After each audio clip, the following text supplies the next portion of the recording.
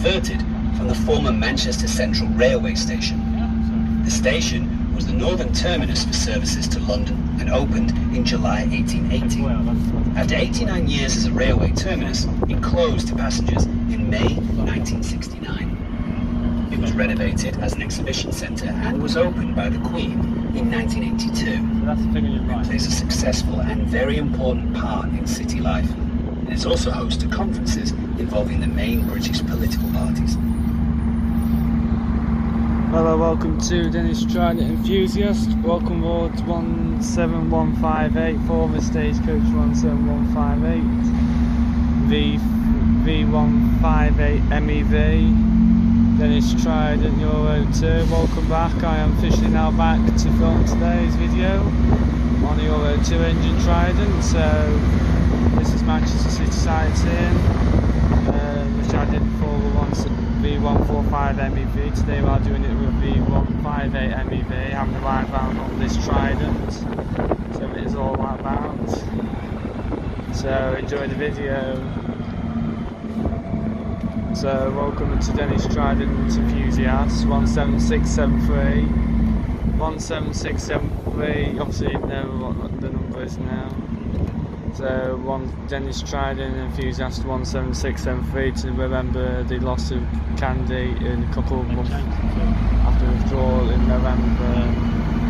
So that's the reason we've got the nickname now, Dennis Trident Enthusiast 17673.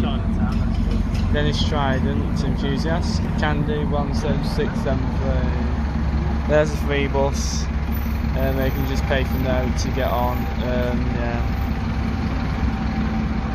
Anyway, how are you everyone? Just to let you know, all Seaside and the Stagecoach.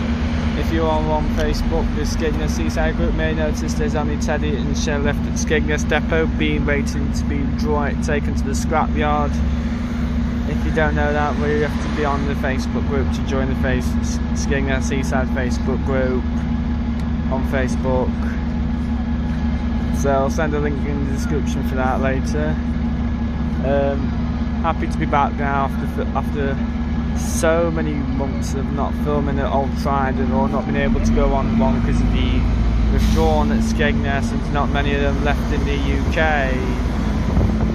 So now it's flying through Manchester, we're going past the McDonald's. There's the Diamond bus, approaching through the Manchester City Centre. This tour does take 90 minutes wide. You have to pay money for this tour. There's no free or concessionary passes all out. You have to pay for the tour. Just let you know. Anyone who is suffering from emotionals regarding the Skegness Trident, if you are wanting to go have a ride on the Trident, you're better off going to Stagecoach Chesterfield Depot. You're better off going to Chesterfield and going on the peak sites here, where we have a 55 plate Trident, 54 plate no top Trident, and the E400 Trident with no top, and another Trident at quarter deck. If you wanted to go on the Trident, if you are wanting to ride on a Volvo Gemini 16943, you're better going to Chesterfield for peak sites here, but that will only be serving the red route due to the bridge at Castleton. It will not serve the blue route. So we're going past it near Piccadilly now. Manchester Central Library opened in 1934. The opening was attended by King George V. Manchester schoolchildren before the event were given handkerchiefs printed with the brave words, "Knowledge is power." That remains true today, as does the library's popularity. Following refurbishment and reopening in 2014, there have been around 1.4 million visits each year. The two grandest spaces are the entrance hall, called Shakespeare Hall, and the Wolfson Reading Room. The library hosts exhibitions and events. There's a performance space and a media lounge, alongside specialist business, music and children's libraries. Attention, We will shortly be travelling underneath an electric tram cable. For your safety, please stay seated. You should be remaining seated anyway upstairs, so yeah. Anyway, anyone who's watching Dennis Trident enthusiast, good. I'm now developing my skills to try and put 2 videos into one, which I am definitely trying to, but depending on how much storage, because I'm using my mother's old phone at the moment, because my phone is can't pick up the sound all round. So I am trying my best to try and edit into one. So I'm just letting you know, there's a Subway here. I usually go into Subway for a cookie, but I can't be bothered today. I just want to come on this so bad that I've not ate out. I couldn't sleep last night because I wanted to come on this. I love Trident, I love Euro 2 engine. The seats aren't that good as the other one V158 MEV, V158 MEV. The seats aren't too good on this bus, unfortunately. So this is one negative thing about this Trident, is the seats.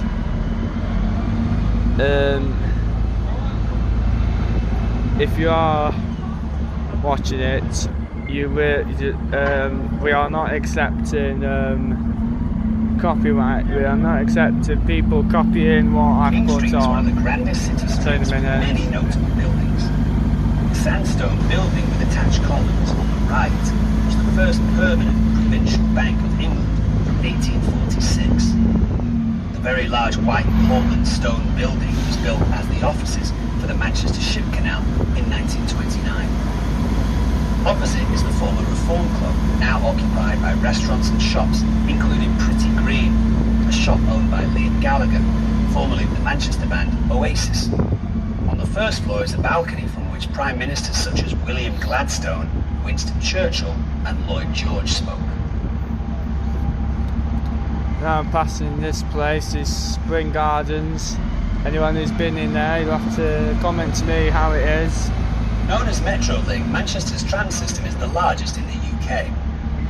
In 1988, government approval was granted to bring trams back to the streets of Manchester, and the first route between Bury and Victoria Station was opened in 1992.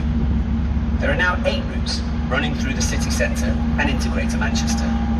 In addition, there is the Metro Shuttle, a free bus system numbered 1, 2 and 3, linking the main rail stations, car parks, shopping areas and businesses.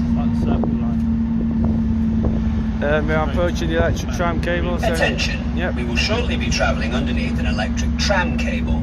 For your safety, please stay seated.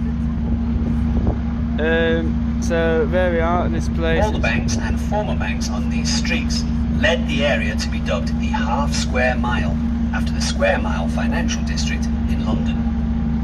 Manchester's city centre main radio transmitter crowns City Tower, the tallest element of the complex, at 107 metres or 352 feet.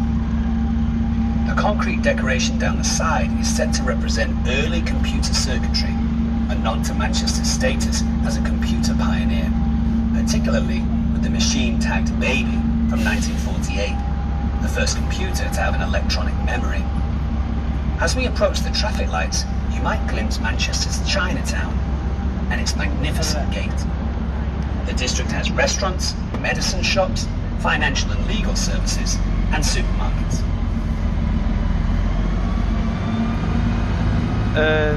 Yeah.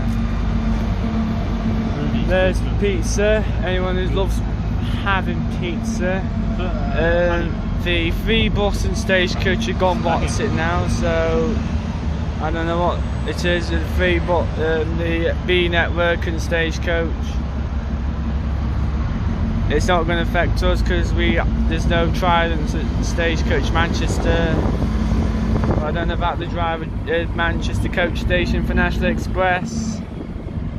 So anyone who gets the coach, you'll be able to get on and off there.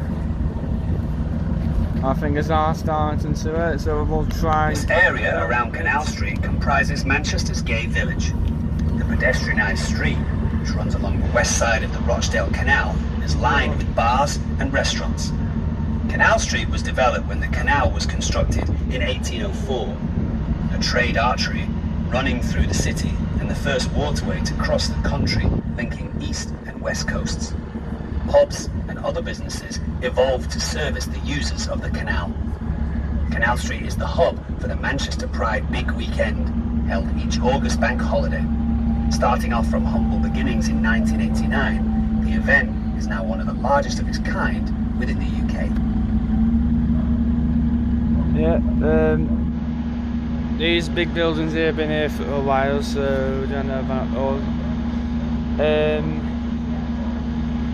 If you are wanting 18467 or Trident and you're in what's it, you need to go to Chesterfield. There's open top. You need to go to Chesterfield and have a ride on 18467, which is the 55 plate what come from Lincoln last year after Christmas bus. And you'll need 18186, which is the no top Trident, and 18303 the quarter deck Trident, and 19107 the full top E400 Trident with no top one at all. If you are wanting 16943 and you live in Lincoln, you need to go to Chesterfield and go on the Peak Sightseer and ride on the Peak Sightseer. If you're wanting 19169 Street is named Skegness, you need to go to A-Town came Lincoln. to Manchester from Scotland in 1769. In his 20s, Roger married 65-year-old Short Scandal, who was one of the Northwest's wealthiest people and owner of swathes of land across Manchester. The most prominent building on the street is the mighty Crown Courts complex over the Rochdale Canal. It was designed by Thomas Worthington and opened in 1871 as the City Police Courts. Attention, we will shortly be travelling underneath an electric tram cable. For your safety, please stay seated.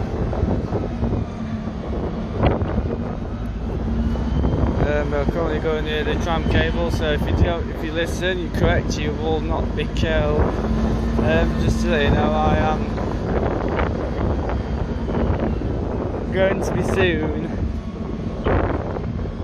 showcasing the YouTube of Dennis Trident Enthusiast. If we get to about 100 subscribers, we will do it. Only if we get to 100 though. 100 subscriber special. This is the 40 subscribers special. So this is Portland Street. This building here, which is Portland Street, and you've got other side. You've got somewhere for food. Yeah. So if you need any of them buses, if you need your 19169 and you are at Skegness, you need to go to Lincoln and ride on the city site in Lincoln Sightseer. If you're needing 16943 or 18467, you live in Lincoln, you need to go to Chesterfield and ride on the Peak Sightseer.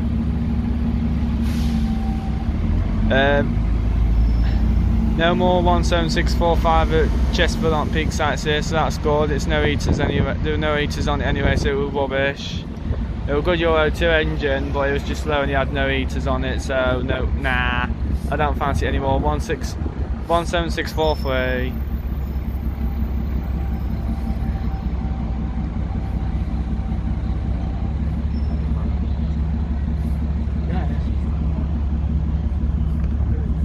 Yeah. Now I'm having notification, so. Oh, it's YouTube, don't worry.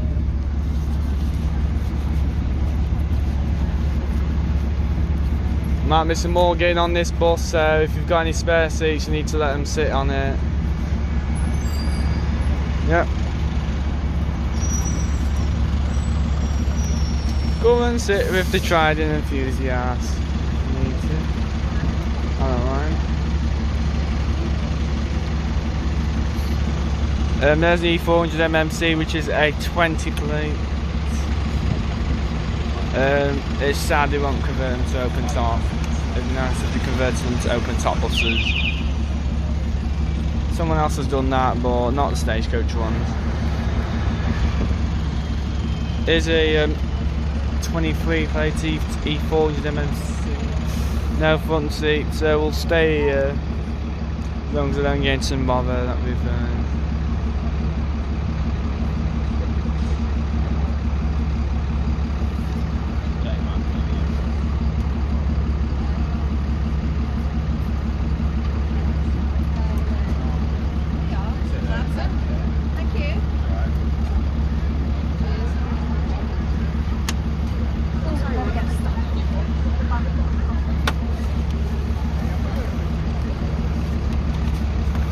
V400 MMCs and E3s going past. V400 electrics, and there's an E400 here now, which is what we've got at Chesterfield Depot.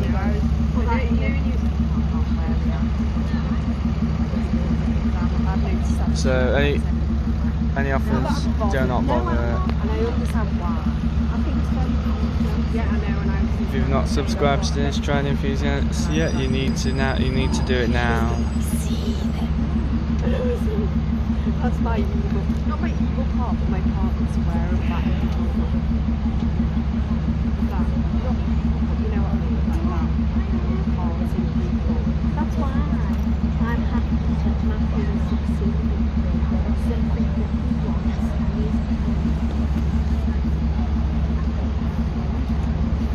Going to Danish Trident Enthusiast to film the old Euro 2 Tridents, as there's not many of them left in the UK or everywhere. So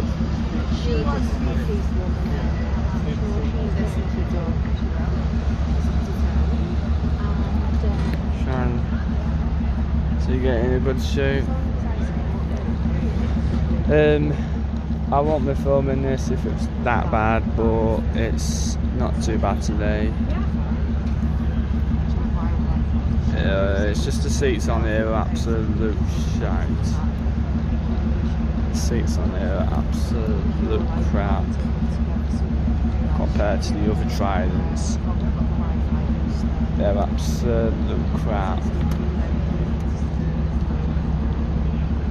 So if you're needing 19169, you are at Skegness, you need to go to Lincoln and ride on the sightseeing. If you're wanting a Volvo Gemini, if you're wanting Lolly and Splash, just to let heads up, they are going at the end of this year. The two Geminis will be withdrawn, are possibly being withdrawn, obviously on the Seaside Group. So they might be going to be withdrawn end of this year. So heads up, the two Geminis might be going for scrap and leaving 1694 the last stagecoach. Got one of the last stage and the Chester sightseer, the last Volvo Gemini stagecoach. So I'm just giving you heads up now. So if you need to go to Cleethorpes, I suggest you go now in some holidays. Because next year it might be withdrawn and scrapped.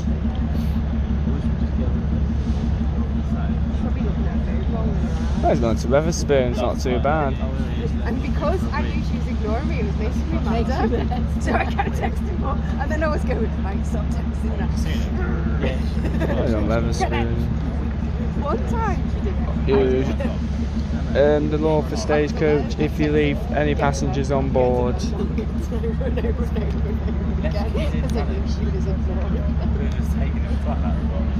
And no, that was the last text actually that triggered her and saying the locking out. And I thought it sounds evil, but I wouldn't lock her out. And I didn't say that to her after. They went, by the way, I wouldn't lock you out. Just so you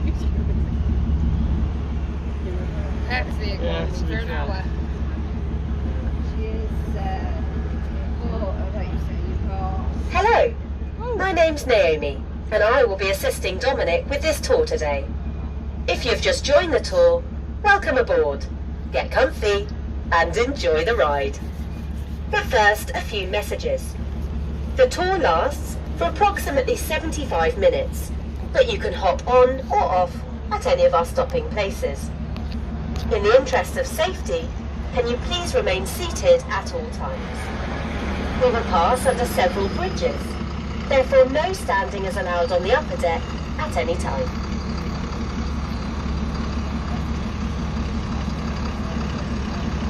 Before 1755, the area, now known as Piccadilly Gardens, which lies on the left, was occupied by water-filled clay pits called the Daub holes. In 1755, the Manchester Royal Infirmary was built here. The majority of the hospital buildings were demolished in 1910, and in 1914, the area was finally cleared and transformed into a large space within the city centre. It was in the former Royal Hotel in Piccadilly Gardens where the world's first professional football league was ratified in 1888.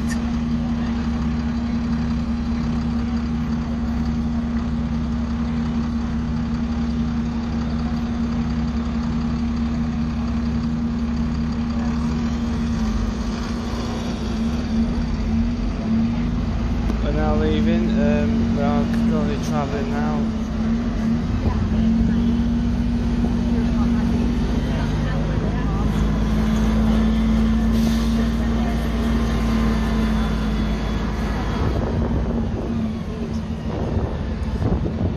I might have a furthest will not last all the yesterday's journey, so...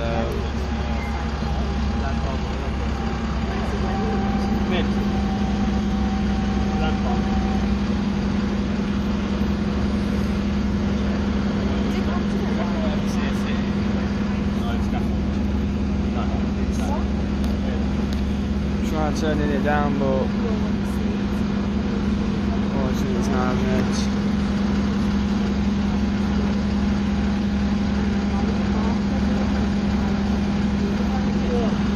We are now entering an area known as the Northern Quarter. The streets around here, Newton Street, Lever Street and Stevenson Square, are characterised by large converted textile warehouses. They hint at Manchester's previous dominance, when the city controlled 80% of the world's cotton trade. UK production would peak between 1912 and 1914, with up to 8 billion linear yards of finished cotton production. The nearest rival was Japan with 56 million linear yards. Business declined after World War II, as production rose in countries closer to the raw material and with cheaper labour. The Royal Exchange closed in 1968, and there is no cotton industry in Greater Manchester today. The old warehouses in the city centre still provide strong bones for the city, and have now been converted into apartments, offices, bars and restaurants.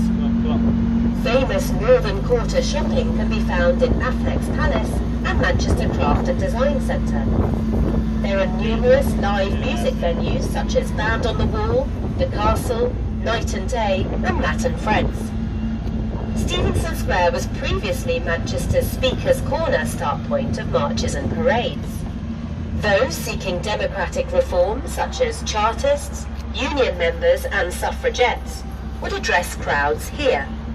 Today, colourful street art makes for a lively scene.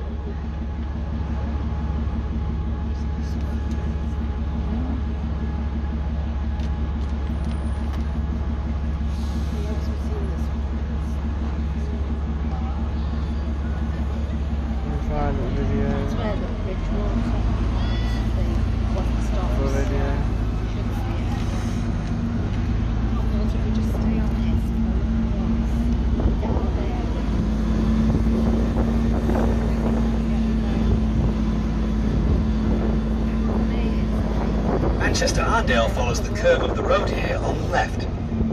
Building commenced in 1972, when the area was a patchwork of mostly Victorian buildings forming a 17th and 18th century layout of streets and alleys. This area has been rebuilt in the last couple of decades. On Saturday, June 15, 1996, the IRA detonated a powerful bomb in Corporation Street, causing devastating damage to the Arndale Centre and surrounding areas, but there were no fatalities. The bomb rebuild has won many awards, provided far more public space, and attracted big names in retail and food and drink. These days, Manchester Arndale is home to over 200 stylish stores, making it one of the largest inner-city shopping centres in the UK.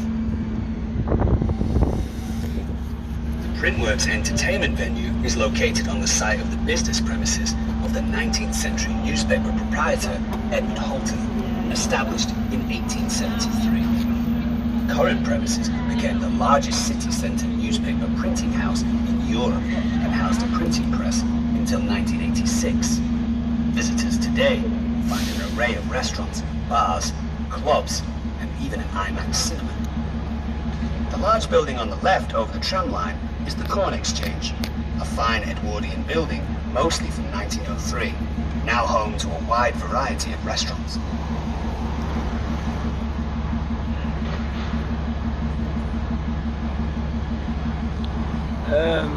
Got somewhere in Manchester area now, going past the football museum to your left.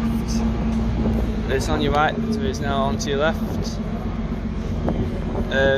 What I'll do now is split this little video into one part, then do it 3 parts, and then try and get it all together. So, but again, I'm not going to, it's just a load of faffing around. It should be able to last all journey, hopefully. I might cut off the last bit at end. So this is the print works over there. The football museum's just behind there, and there's the Co-op Street, Corporation Street Co-op. Our next stop is the National Football Museum. The green glass building on the left, hosting the National Football Museum, is called Urbis and opened in June 2002 as a symbol of regeneration after the IRA's 1996 Manchester bombing. Since 2012, Urbis has been home to the National Football Museum, which, covering 4 floors, has the largest collection of football-related memorabilia in the UK and attracts over 500,000 visitors each year.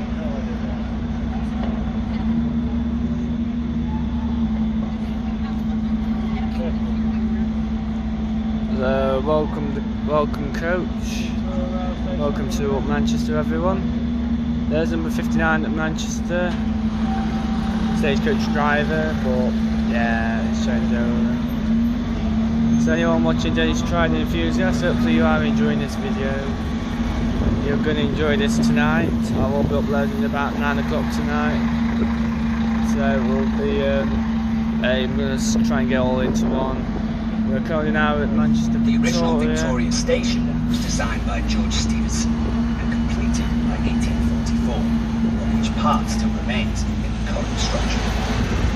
The 2012 new block of Cheetham's School of Music is on the left. The school was established in 1969, incorporating Cheetham's Hospital School, founded as a charity school by Humphrey Cheetham in 1653. Events venue Manchester Arena, seen here, opened in 1995, and has the highest seating capacity of any indoor venue in the United Kingdom, and the second largest in Europe, with a capacity of 21,000. Bee Gees, 10cc, Joy Division, New Order, Smiths, Simply Red, Stone Roses, Mondays, Oasis, The Verve, Take That, on and on. Greater Manchester has given rise to large numbers of musical performers. The Halle Orchestra, created in 1858, showed the inspiration of the first conductor, Charles Halle, is one of the 7 orchestras in the city. The BBC Philharmonic, Manchester Party, and another 2 main orchestras. The ancient sandstone walls of Cheetham's rise up on the left. These are in many ways the most enchanting Manchester buildings and the oldest complete structures in the city. They began life as priests' quarters for the nearby church in 1421. In 1653, through his will, successful merchant Humphrey Cheetham created a school for poor boys and a library, much of which can still be visited. Today, it is the School of Music. The library is the most precious space in the building and is now the oldest free public library in the English-speaking world. Manchester Cathedral is the seat of the Bishop of Manchester and the city's parish church. Parts of the cathedral date back to 1215. There has been a church on this site for around 1300 years. The cathedral was badly damaged during the Christmas Blitz of 1940, but fortunately, most of the woodwork survived. This forms some of the finest such art in the United Kingdom. The choir and nave ceiling are particularly magnificent. Once across the River Irwell, we are now in the city of Salford, Manchester's twin. It received city status in 1926. A sleepy place until the Industrial Revolution, it shared its neighbour's sudden rise in the early 19th century. It has its own cathedral, university, and was home to the port of Manchester, now the Quays, on the Manchester Ship Canal.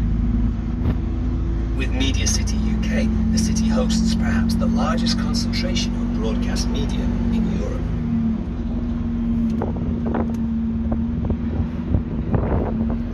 Sorry about this filming, it is at the poor filming, the bus is nearly full, so to avoid anyone going on YouTube, which this is all without consent, to having to just have it down, so got to go to that policy guidelines.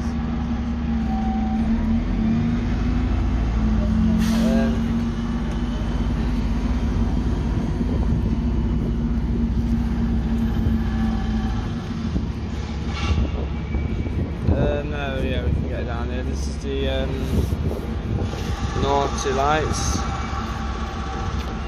Norman's what they call it these days.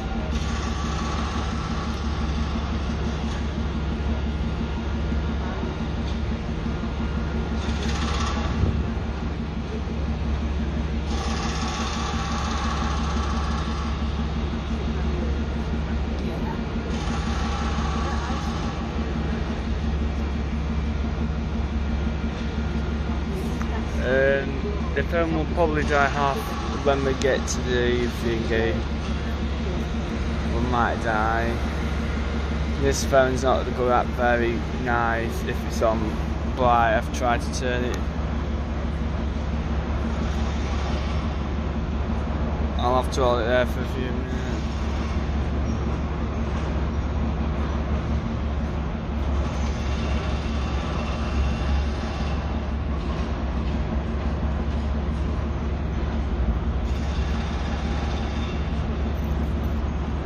No, it's not going to work. That's it then.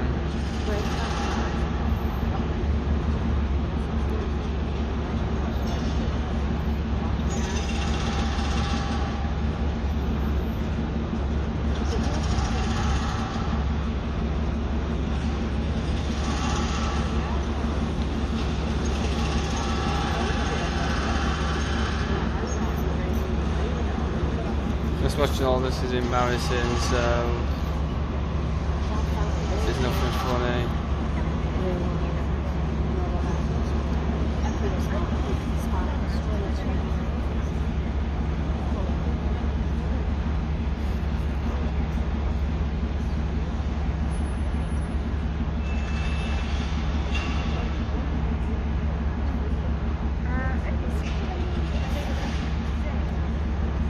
Trident idle noise then, doesn't it? And these are taking forever, this is taking them back. And there's a big queue of... Oh dear, that shouldn't cause a bit of a delay now. Thanks.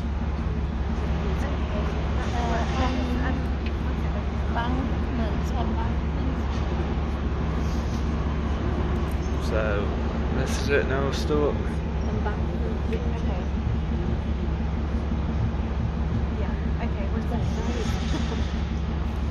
Should stop this running.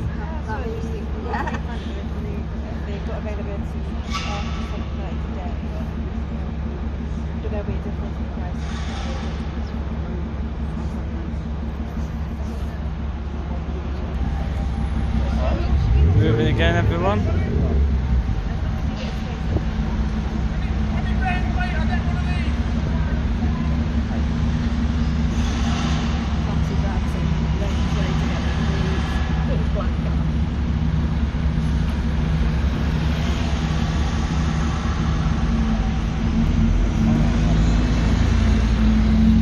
rain that stupidly long. We're now moving.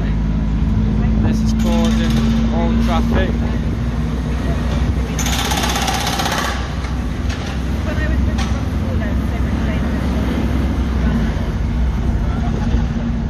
The church here is Sacred Trinity and started life in 1634. The tower is original. The rest of the church was rebuilt in 1752. The church was founded 7 years before the outbreak of the English Civil Wars in 1642. The most moving monument within the church is to the 400 officers and men of the Salford battalions of the Lancashire Fusiliers who were killed on the 1st of July 1916. Not so far away from Sacred Trinity was the site of the Reverend William Cowherd's Bible Christian Church. In 1809, an aptly named preacher persuaded his congregation to give up meat and alcohol. This became the inspiration of the UK's Vegetarian Society, which was formed in 1847 and still resides in the region at Altrincham in South Manchester.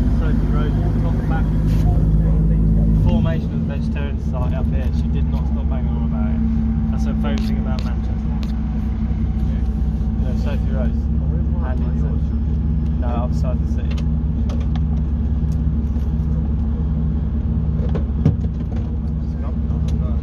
So tonight, that's an hour and a half you get a cubist worth.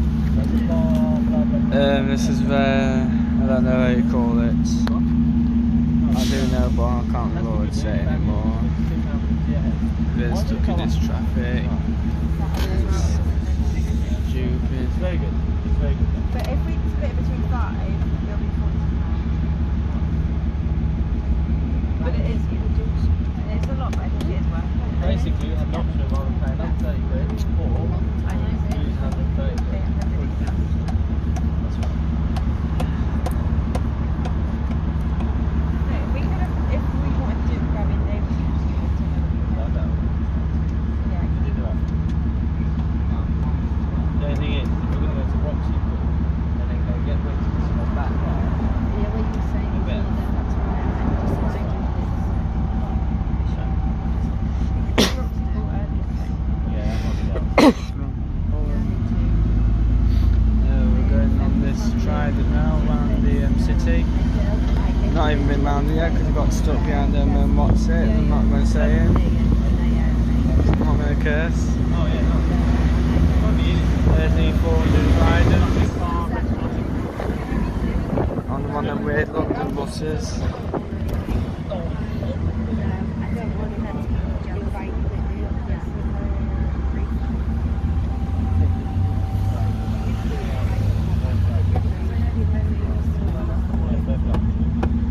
Here's a make what the seats are made. Company name for the seats. These poor seats. Poor rubbish seats.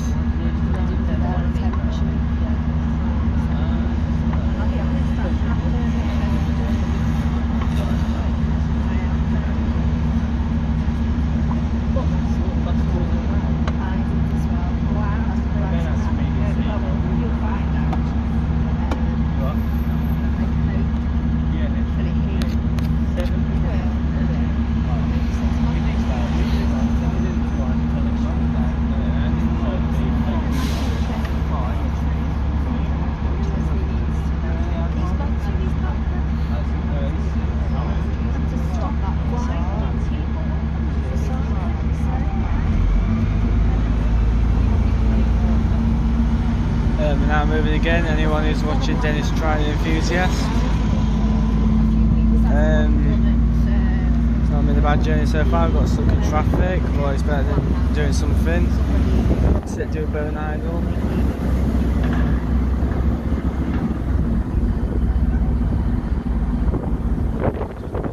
This bus might make some lots of noise. The Cathedral Church of St. John the Evangelist is better known as Salford Cathedral. It is the Roman Catholic cathedral for the region and was designed by Matthew Hadfield and opened on the 9th of August, 8th of July 1851. William Turner was consecrated. first Bishop of Salford. The cathedral's eastern window of 1856 depicts the history of Catholic Christianity in England.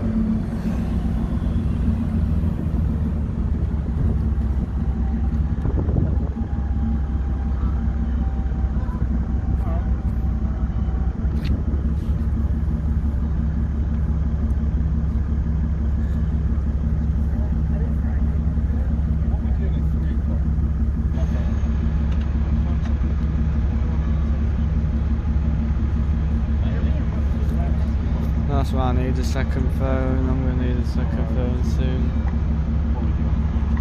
This one's unreliable and crap.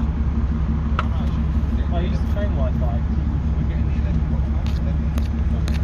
This is nothing.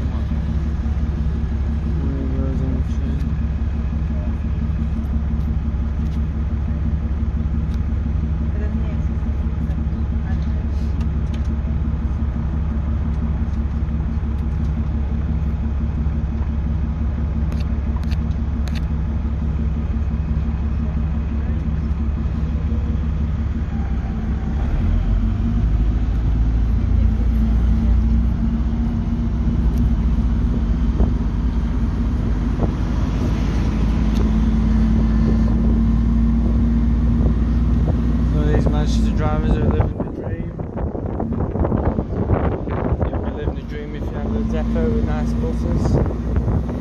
This area of Salford has changed significantly over the last couple of decades and is now dominated by the intersection of the M602 motorway. However, the spire of the Stowell Memorial Church on the right has overlooked the area since 1867 and was built by public subscription after the death of devoted minister Hugh Stowell to honour his life and work. The church was closed in 1981 and demolished in 1990, but the steeple was retained and actually serves as a telephone mast. We are now approaching the headwaters of Media City, UK is the nation.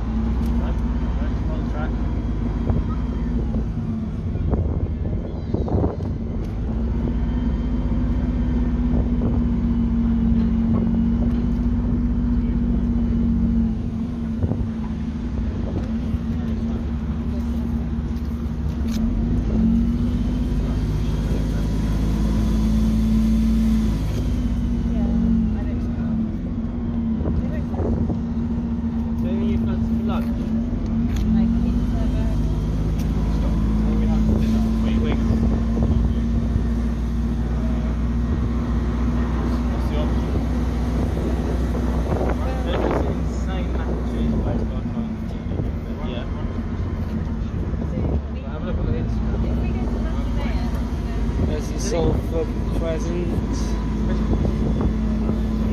Salford Crescent. Yeah, that's where we're going. We get a train to Blackpool from there. There's 2 cars sitting downstairs. After this.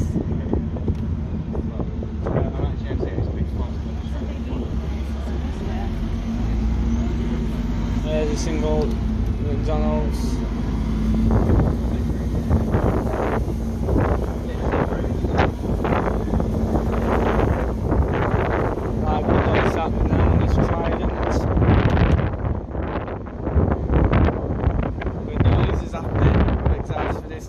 Best noise you can hear on the trident.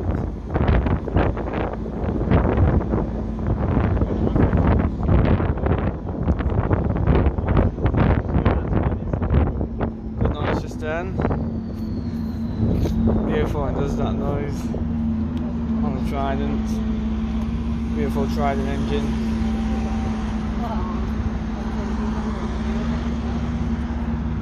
Yep.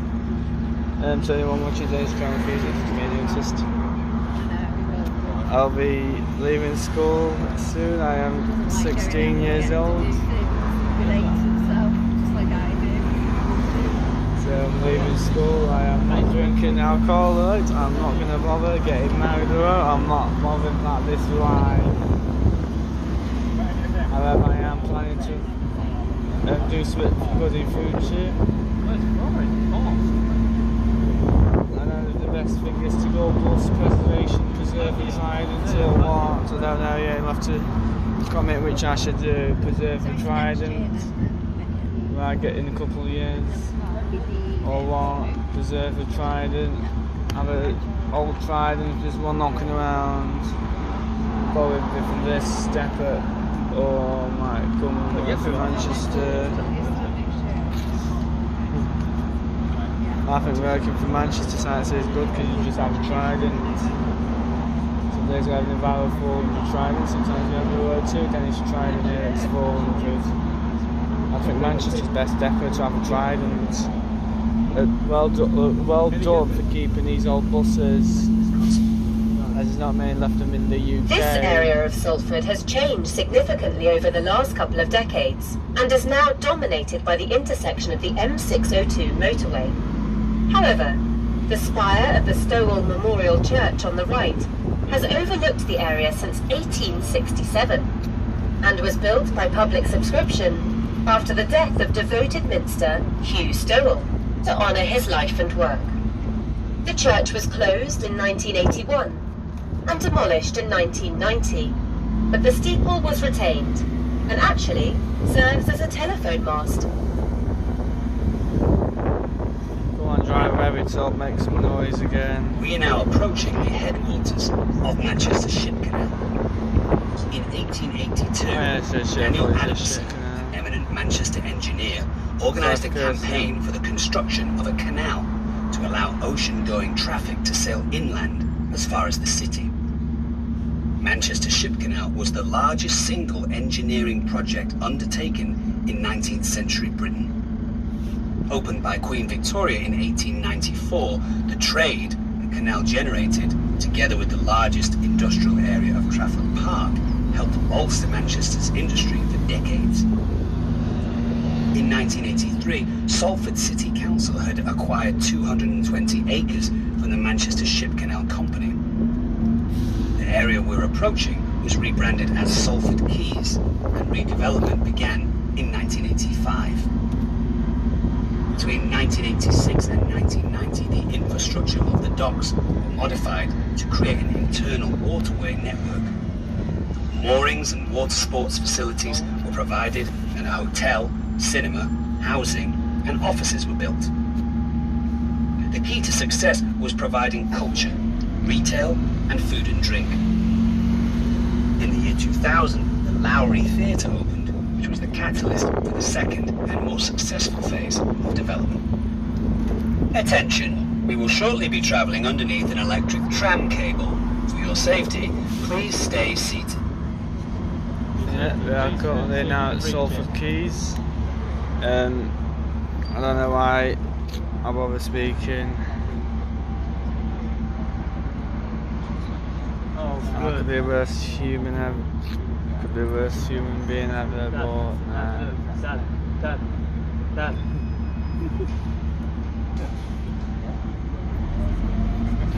could be the worst human beings I've ever known. I could. So we're currently on Dennis Trident. This is the electric tram cable, so if you want to get killed, you can do that. That's very good. No, it's not. If you want that to happen to you, you can. That's what we can have if you want it.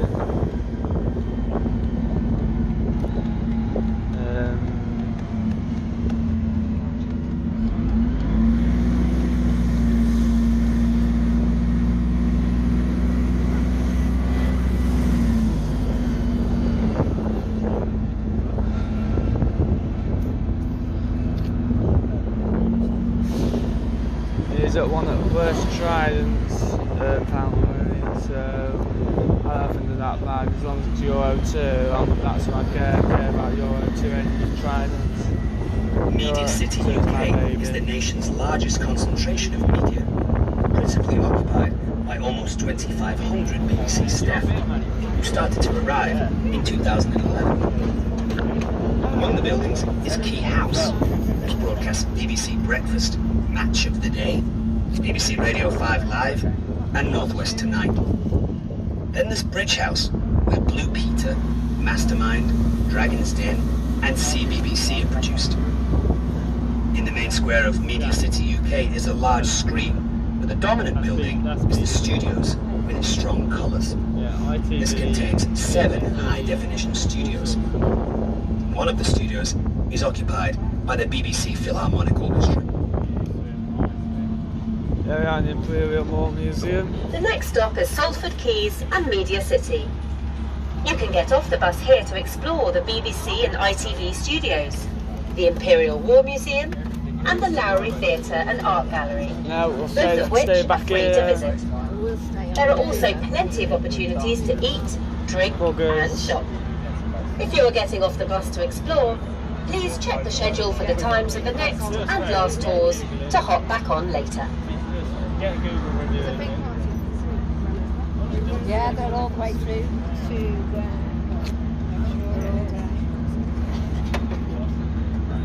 well, I think it stops at 6. No, we were talking about this bus.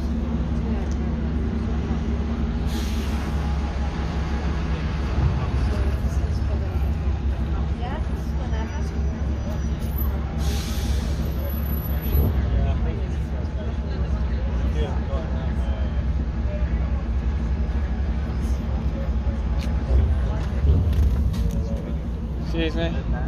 Oh, well, I don't know if they'll get to front row. Don't know if they're going to get to it. I'm thinking. I don't know. I think they've took it.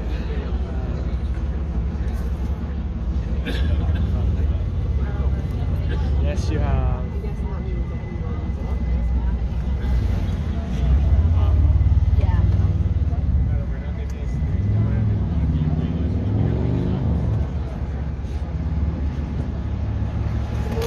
I've got an E400 trying have a look at an E400 here.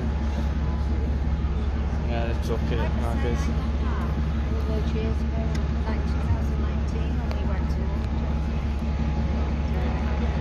So far guys, it's about 52 minutes and we'll be splitting into a couple of parts. I'll just merge out.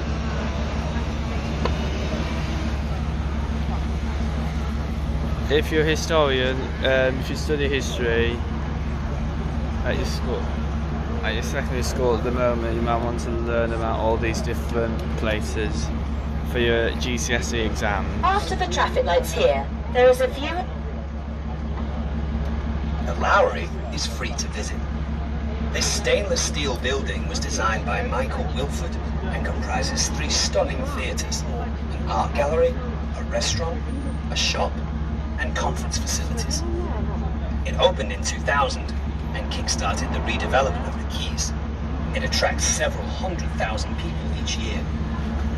The galleries are devoted to Manchester artist Lawrence Stephen Lowry and to temporary and visiting exhibitions. Lowry was born in Old Trafford, the home of Manchester United, but was a Manchester City supporter. He lived in Greater Manchester in various homes all his life.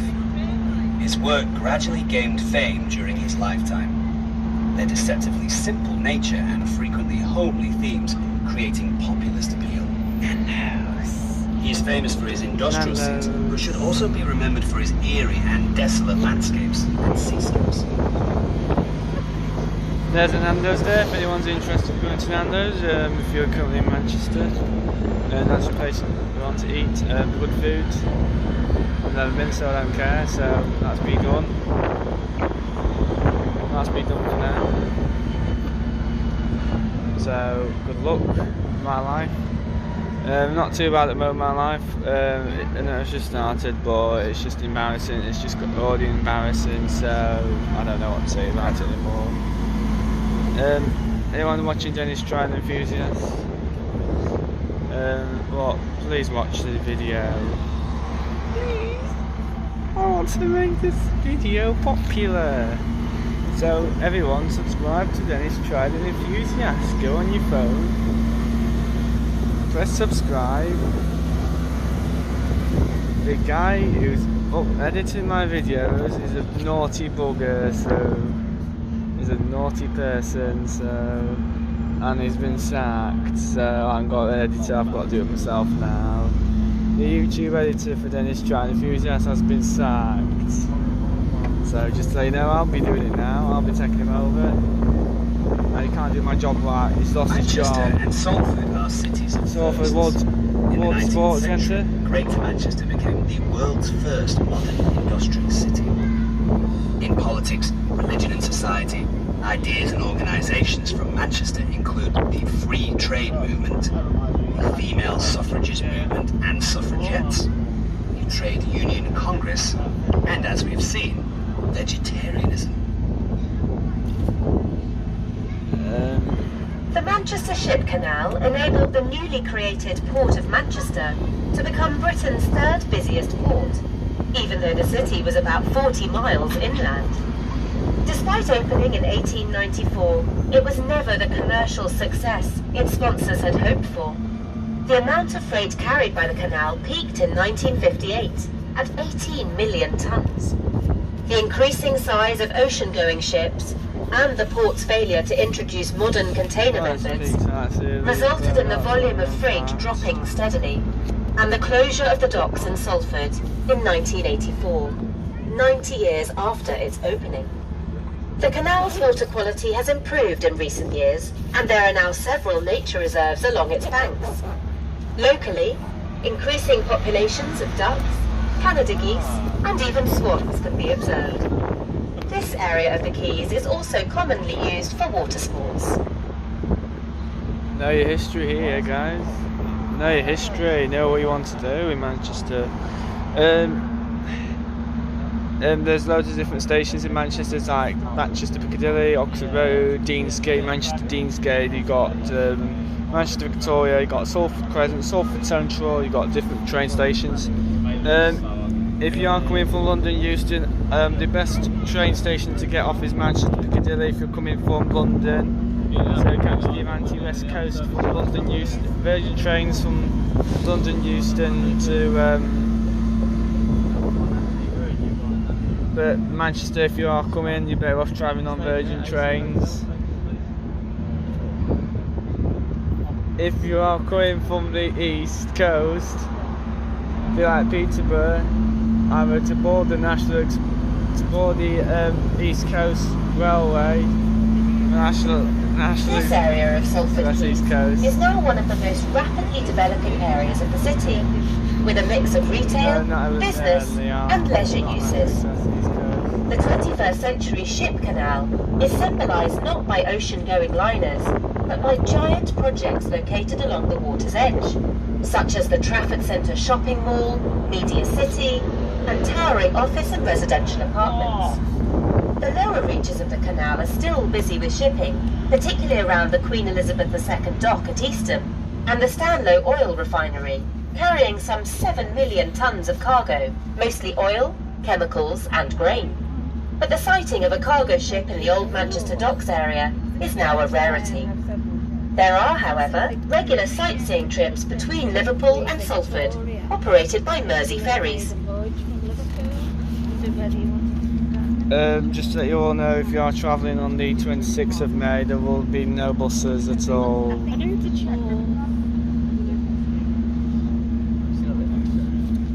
If you are wanting the City Manchester Sightseeing service, if you are wanting the sightseeing at Manchester, due to the closure of the roads, the service will not operate on the 26th of May. Will not.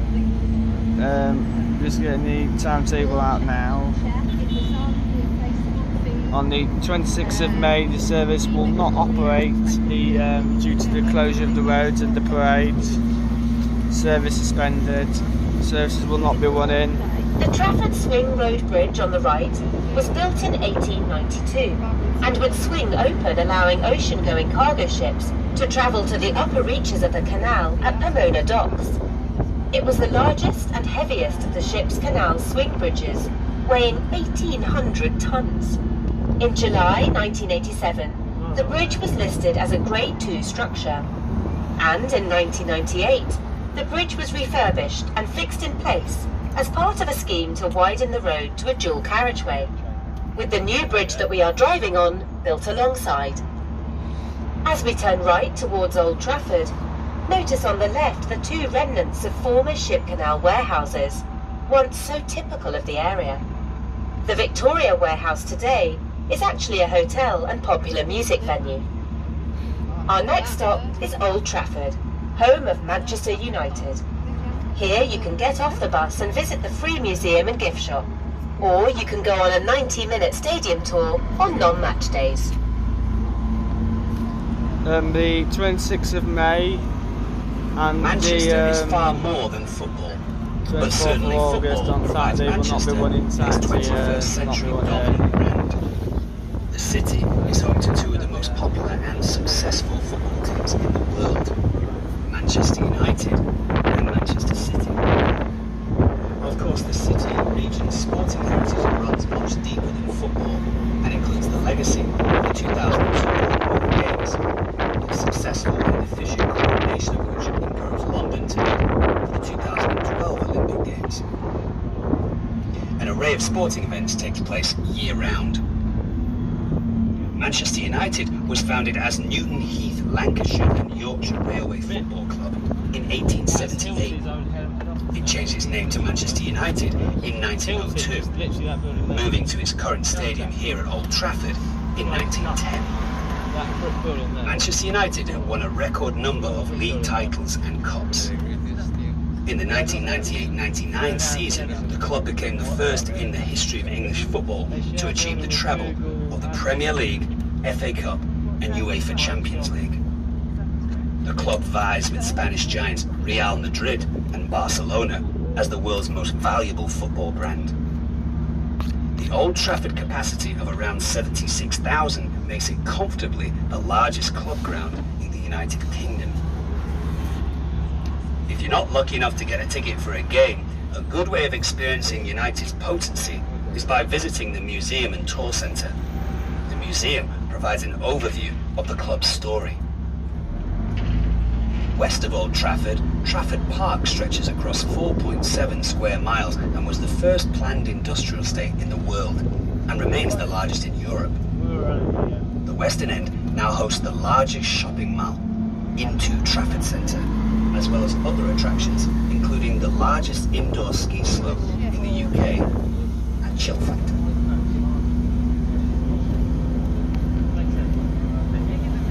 The Imperial War Museum.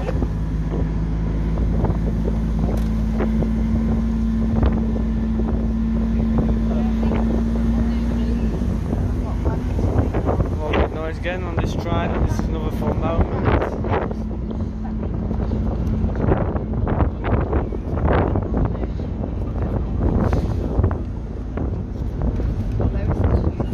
Too much fun on Euro 2 trident, Euro 2 engine trident, it's too much fun, so it's better than the Euro 4 rubbish.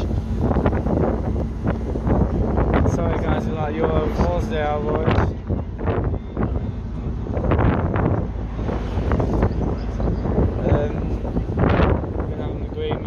And then he's trying to use it about steering the future. It's an unusual structure and worth a walk around to get a feel for it. Designed by Daniel Libeskind and opened in 2002. To create the building's design, Libeskind placed a ceramic teapot in a plastic bag and dropped it out of the window.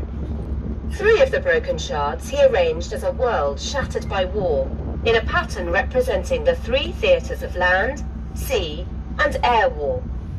The message of the museum is stated as "War shapes lives." This is delivered without judgment, the facts and stories laid before visitors, and covers conflict since World War I. The temporary exhibitions are always worth visiting, and there are plenty of activities for kids, and of course a cafe and a shop.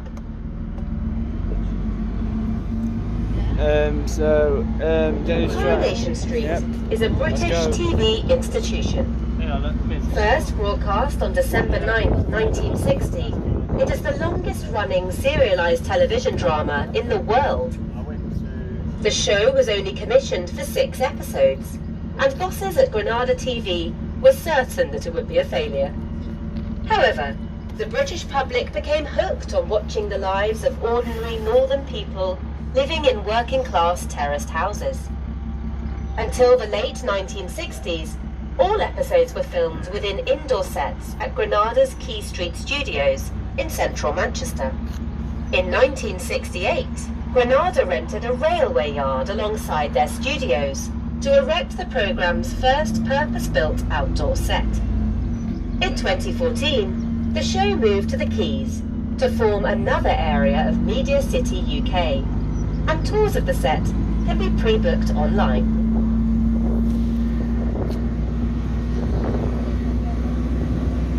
International Timber.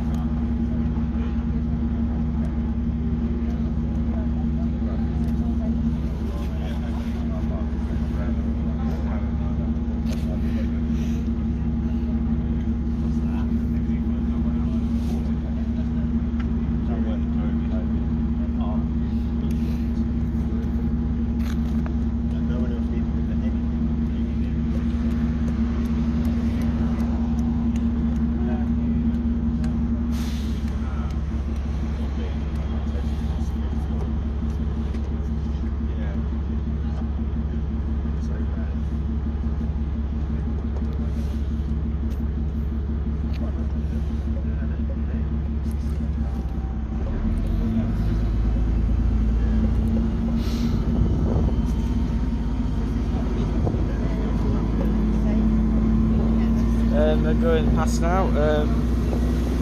It goes too quick on an old Euro 2 Trident because they're the very good buses in the UK. Unfortunately, there's not many of them left in service. This is the Team Sport indoor go-karting in Manchester. Oh, it's a big one. The ultimate big project Monday. There's the Manchester United. There's Manchester United, there's the Amazon delivery vans, all being scrapped or wet with, no idea, the Scania place. This is the Manchester United football ground. On match days you use the station. And about the Manchester United football ground station on the northern or Iamana. On the trains, on the railway trains. Guys, who's watching Dennis Trident Enthusiast, I think you should be watching it. You should be subscribing to Dennis Trident Enthusiast. What I'm doing this video for something it's called Not Many for people who want to ride on the Trident, so there's not many within service. This is going to be full, this is probably going to be full train tonight, home. I do not want the 543 tonight, it's 2 carriages long, it gets full in body sweat. I say something rude about body sweat, stiff human body sweat, a different human, it's rude what I say, so you don't want to be there when I'm there. There's a hotel football. And there's an E400 Trident, a 58 plate, 6, I don't know. These people who've made these seats are absolute joke because they're awful and not that comfortable compared to the seats on the other buses. You are a joke, whoever's made these seats, you are stupid enough to make uncomfortable seats, plastics. Do not mind your garden furniture and all that. If it was garden furniture, it'd been alright. It's all these seats are absolute absolute terrible.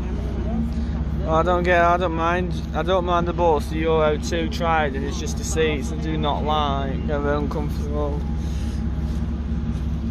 So that's one negative thing about this. Nah, we're not going to bother about negative things on the Trident. We do not want to say what I mean to this Euro 2, this Euro 2, we do not want to disrespect the Euro 2. We can disrespect the other buses and we can disrespect the 400 what's on there today. In fact, it's not an open top, it's a Transpower closed top double decker on here today. And it's Trackers 3706, that's VOR'd. That's been VOR'd today. It is a closed top E400 Trident on that. So, just letting you know if you are travelling, it's make our way back to the city centre. Let's contemplate more science, let's go. firsts. This time, in science and industry. John Dalton is a scientific licensed in Manchester. His atomic theory of 1803 and his pioneering work on the constitution of elements was the precursor of all modern chemistry.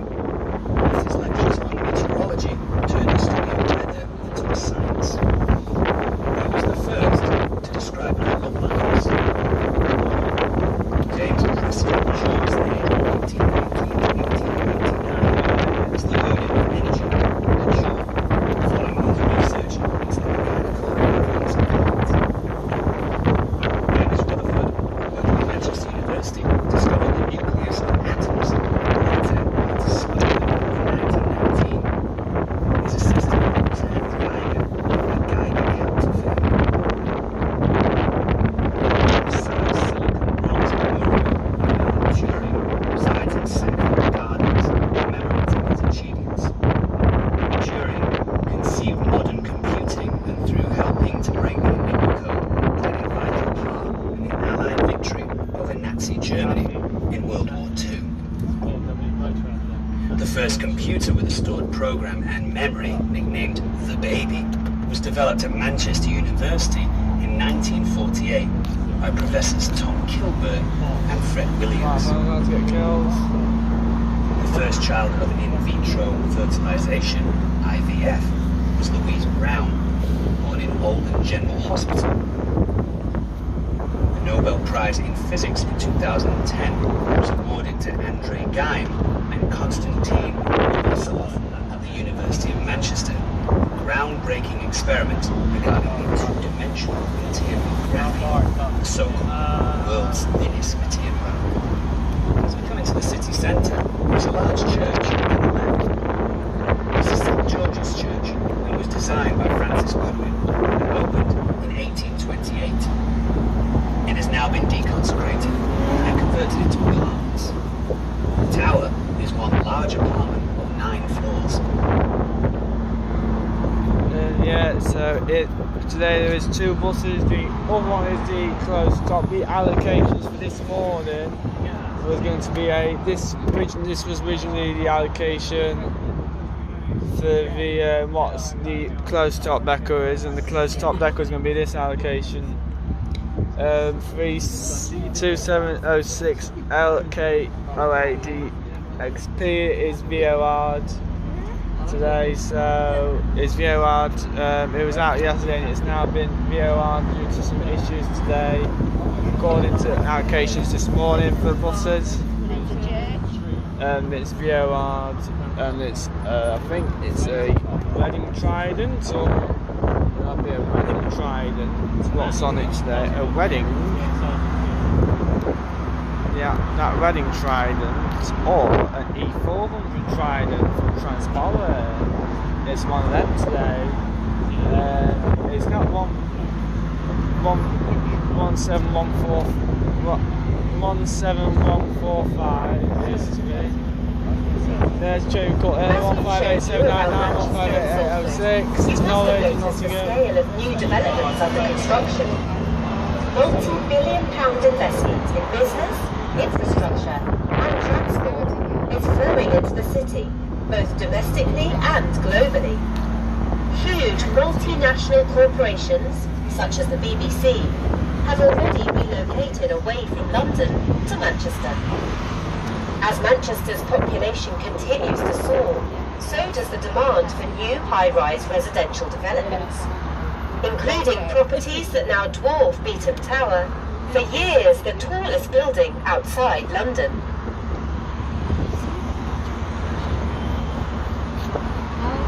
We're currently back in Manchester now, 158799 in East Midlands Railway to Norwich, and Nottingham 158806, which was the second train behind, which is the where 2 coaches goes to Norwich, and 158799 will go as far as Nottingham before dividing for 158799 leaves. Anyway guys, I was watching Dennis Trident Enthusiast. Subscribe to Dennis Trident Enthusiast. There's not long left. I don't know how long this span's going to last. I imagine it's a shit one. It's a Shatter's phone, so good luck. The seats on the bus as well is not very good, so I'm just warning you that if you are someone who struggles with trying to get comfortable, this bus is not that good with seats. It's fine to hear the engine and all that. If you want to go on it to hear the engine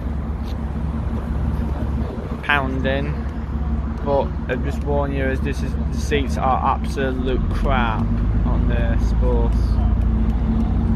So if you're going to go on it, do not complain. Or if you are going to go on it, you get complained, you will be thrown off the bus. You can get easily thrown off by other passengers for disrespecting the Trident. So, disrespect to Trident, will not be tolerating it, because this is the state-of-the-art Nemesis. This is the last remaining Tridents left in the UK with Euro 2 engine on them. So we're just let you know you're not ought to disrespect. We are now approaching Liverpool Road and the Science Museum stop, which heralds the entry into Castlefield. It is one of the strongest urban landscapes in the UK, a place where the Romans settled in Manchester, and where the oldest industrial age canal meets the oldest passenger rail station in the world. On the other side of Liverpool Road is the basin of the Bridgewater Canal and the outdoor arena.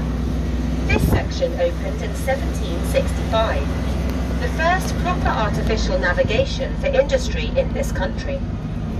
The first building on the left here is the oldest and first passenger railway station in the world. This was the Manchester end of the Liverpool and Manchester Railway, which was opened in 1830.